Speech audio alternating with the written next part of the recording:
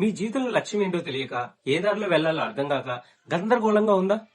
మీరు ఎందుకు బాధపడుతున్నారో, ఎందుకు సంతోషంగా ఉన్నారో తెలుసుకోలేకపోతున్నారా? అయితే మీకు సెల్ఫ్ అవేర్నెస్ అవసరం. బయట ప్రపంచాన్ని అర్థం చేసుకోవడం కాదు, మీ లోపల ప్రపంచాన్ని అర్థం చేసుకోవడమే అసలైన బలం.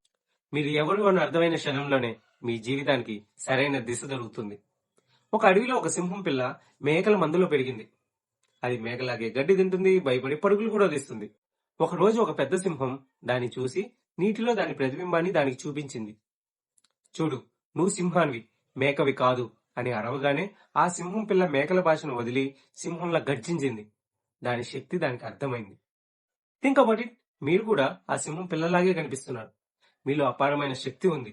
కానీ మీరు ఇతరుల అభిప్రాయాలను మీ జీవితంగా భావించి బ్రతుకుతున్నారంతే.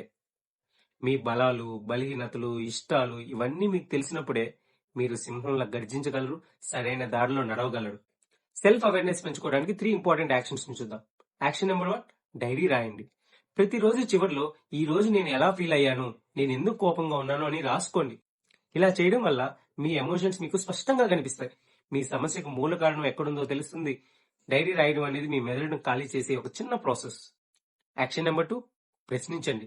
మీరు ఏదైనా పెద్ద నిర్ణయం తీసుకునే ముందు, నేను ఇది ఎవరి కోసం పనిచేస్తున్నాను, ఇది నిజంగా నా సంతోషం కోసమేనా అని మిమ్మల్ని మీరు ప్రశ్నించుకోండి. ఈ ప్రశ్న మిమ్మల్ని ఇతరుల ప్రభావం నుంచి దూరం చేస్తుంది.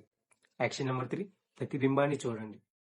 రోజులో కొంత సమయం నిశ్శబ్దంగా కూర్చొని మీ లోపలికి చూడండి. శ్వాసపై దృష్టి పెట్టండి. దీనివల్ల మీ మనసులో అనవసరమైన ఆలోచనలు తగ్గుతాయి. మీకు నిజమైన మీరు కనిపిస్తారు. మీ లోపల సింహాన్ని మేల్కొల్పడానికి ఈ రోజు కేవలం 5 నిమిషాలు మీ గురించి ఆలోచించడానికి ప్రయత్నించండి. This is one more tomorrow.